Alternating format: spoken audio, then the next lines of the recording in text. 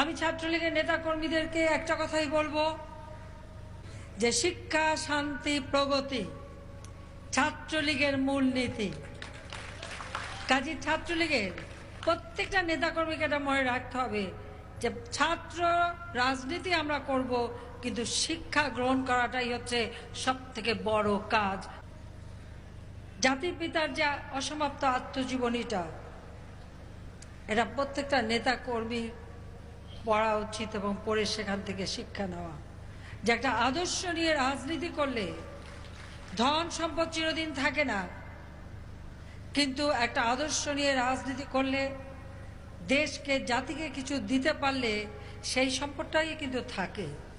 আর ছাত্রদের জন্য সবথেকে বড় সম্পদ হবে শিক্ষা, কারণ শিক্ষা জাতির মেরুদণ্ড। শিক্ষাই পারে একটি দেশকে, একটি জাতিকে দারিদ্র্যমুক্ত জাতি হিসেবে প্রতিষ্ঠা করতে। দারিদ্র্যমুক্ত দেশ আমরা গড়তে চাই, তার মূল হাতিয়ার হচ্ছে শিক্ষা। আমাদের ছাত্রলীগের যে নীতি, সে নীতিটা কি?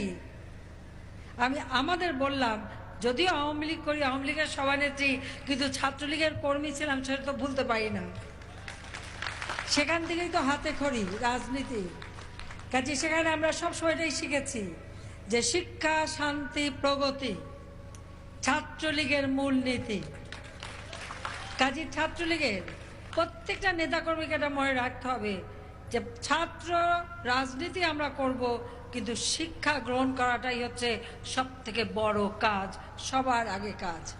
আর সম্পদের বিষয় যে কথাটা নিজেদের ছেলে মেয়েকে শিখিয়েছি, আমি, রেহানা, আমাদের ছেলে মেয়েদেরকে একটা কথাই সবসময় শিখাই, সেটা হলো আমরা একটাই সম্পদ তোমাদের দিয়ে যেতে পারি, সেটা হচ্ছে শিক্ষা।